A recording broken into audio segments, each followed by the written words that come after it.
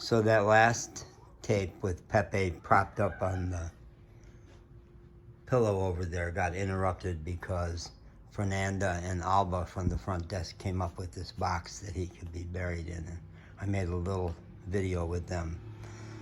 What I didn't get a chance to finish back there was the way I reconstruct what happened was Pepe got left behind by me. And I was speculating as I was looking for him, I was saying he could be screaming, crying for us. He's done that. But he also has sometimes just laid down and gone to sleep. So maybe he did that. What I'm guessing now is that he freaked out, was terrified, struggling to get through those weeds, wore his little self out, vomited his breakfast, and choked on it. I can't think, unless his heart gave out, but he was seeming so forte, so strong. I'm guessing he choked and died of asphyxiation. And so did I do it to him? Sure. There's no way to get around that. And my life mocking me, saying, yeah, you're talking about how these dogs have gotten in this 3 years of being on the road has made you so grounded, so in the here and now. No.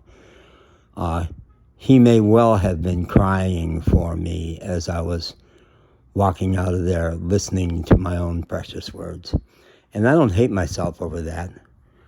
It's a humiliation. It's, yeah, you think you've got it all locked up, right? Look at you.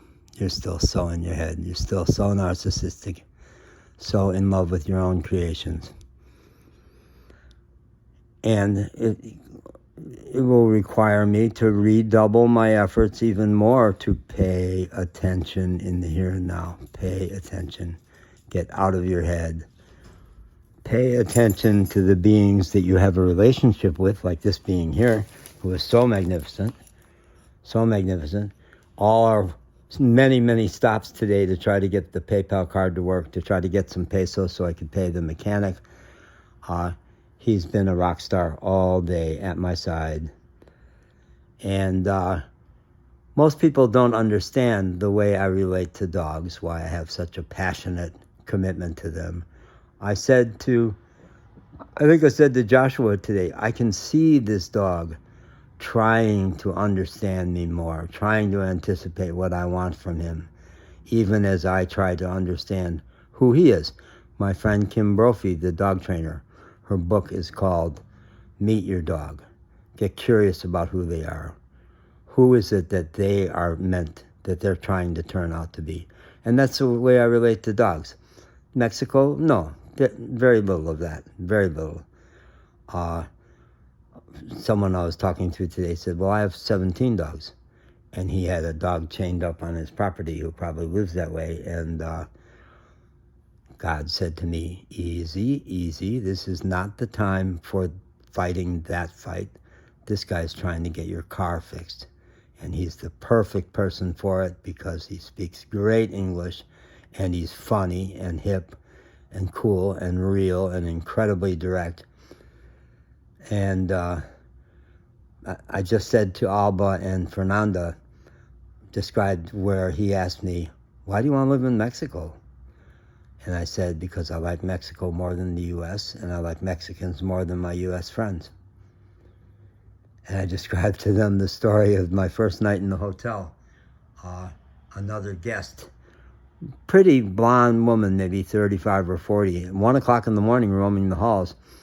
And she said something in Spanish to me that was so emotive that I asked the front desk guy, and she came by as I was talking to him. I said, was she saying she wanted me?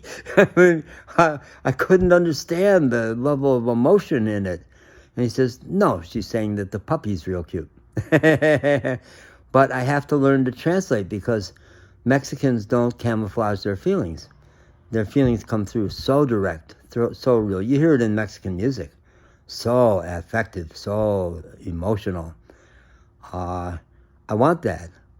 That's the part that wasn't nurtured in me in my American Irish Catholic upbringing.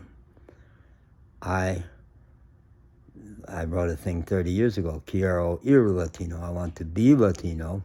I will never be, and I want to always be Irish and Catholic and by background, and I want to claim it all, but I want this culture to heal my culture, even as right now it is so completely overwhelming to me that I'm staggering.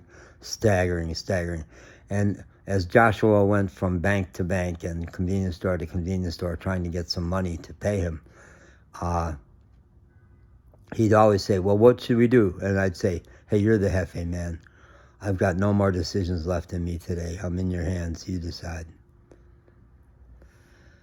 And I think I'm in good hands. I'm in good hands. I'm in good hands with the Latino people, and in good hands with whatever it is that sets all of this in motion and has all. None of this was chaos. None of this was a bad thing. Hard, really hard. And my tears are not done yet, and I don't want to stop them until they're done. When I wailed and screamed all weekend about my friend Patrice, who had died at 55 at that grief weekend, I slept awful good and felt really good the next day. Okay.